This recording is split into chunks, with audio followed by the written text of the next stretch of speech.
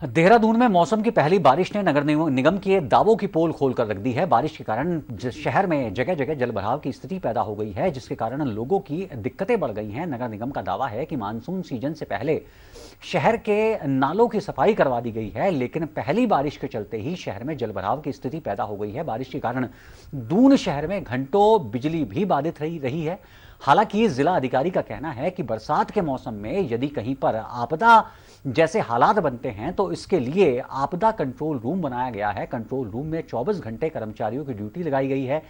तहसील स्तर पर भी आपदा कंट्रोल रूम संचालित हो रहा है।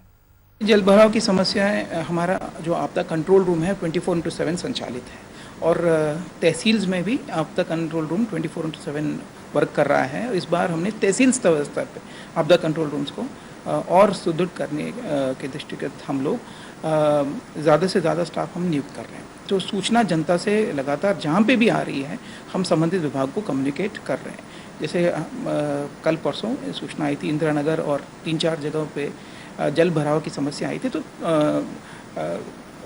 इमीडिएटली उसका निस्तारण कर दिया गया था। देहरादून में चल रहे स्मार्ट सिटी के कार्यों की जिला अधिकारी राजेश कुमार ने औचक निरीक्षण किया है। विभागों के आपसी समन्वय से कार्य नहीं किए जाने पर डीएम ने नाराजगी जाहिर की है। स्मार्ट सिटी के नाम पर शहर में जगह जगह खोदे गए गड्ढों को भरा नहीं गया है, जिससे जान माल का खतरा बना हुआ है और इस पर नाराजगी जाहिर करते हुए जिला अधिकारी ने एक जूनियर इंजीनियर को बर्खास्त कर दिया है। उन्होंने कहा है कि आपदा प्रबंधन अधिनियम के तहत स्मार्ट सिटी के कार्यों पर निगरानी रखी जा रही है और किसी भी प्रकार की ढिलाई पाए जाने पर आपदा प्रबंधन अधिनियम की धाराओं के तहत कार्रवाई की जाएगी।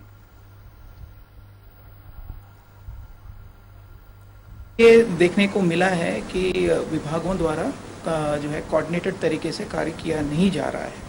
तो इसके संबंध में कई बार विभागों के साथ जो विभाग स्मार्ट सिटी के वर्क्स में इन्वॉल्व हैं उनके साथ लगातार हमने मीटिंग की है और कोऑर्डिनेशन एस्टैब्लिश करने की कोशिश की है। काफ़ी हद तक कोऑर्डिनेशन एस्टैब्लिश भी हो गया है, लेकिन इसके बावजूद जैसे कल मैं निरीक्षण पे था और एक आध जगह पे नाली का काम चल रहा था परेड ग्राउंड के ऑपोजिट और कार्य संतोषजनक नहीं पाया गया और पूरे नाली को, पूरे उस स्ट्रेच को खोद के वैसे ही छोड़ दिया गया, जिसकी वजह से जान माल का नुकसान होना स्वाभाविक था।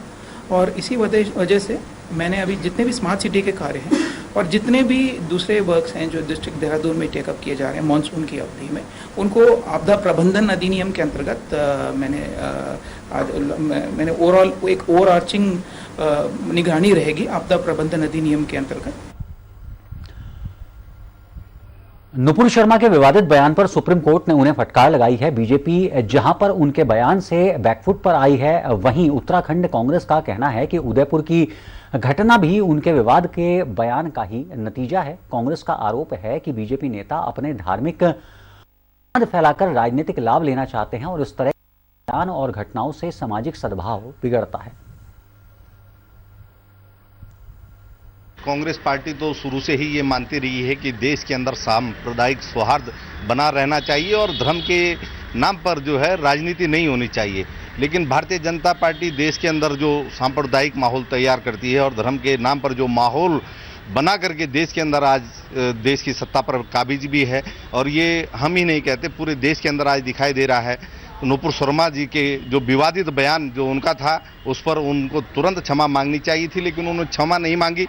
वो राजनीतिक अकड़ में थी, केंद्र सरकार के प्रभाव में थी और लगातार जो है अनर्गल बयानबाजियां और कानून के सामने नहीं आ रही थी, तो स्वयं ही वो सुप्रीम कोर्ट में गई और आज कांग्रेस के पक्ष को सुप्रीम कोर्ट ने भी लगभग एक तरीके से पुष्टि किया। उन्होंने कहा है कि नुपुर शर्मा जी को इस बयान पर मांगनी चाहिए और हम शुरू से ही कांग्रेस इस प्रकार से मांग करती रही है, बोलती रही है। तो ये तो हमारा स्टैंड रहा है कि देश के अंदर सांप्रदायिक माहौल बिगाड़ करके, धर्म के नाम पर राजनीति करके देश के माहौल को अगर बिगाड़ने का प्रयास किया जाएगा तो इससे देश के लिए जो है दूरगामी परिणाम सही नहीं होंगे।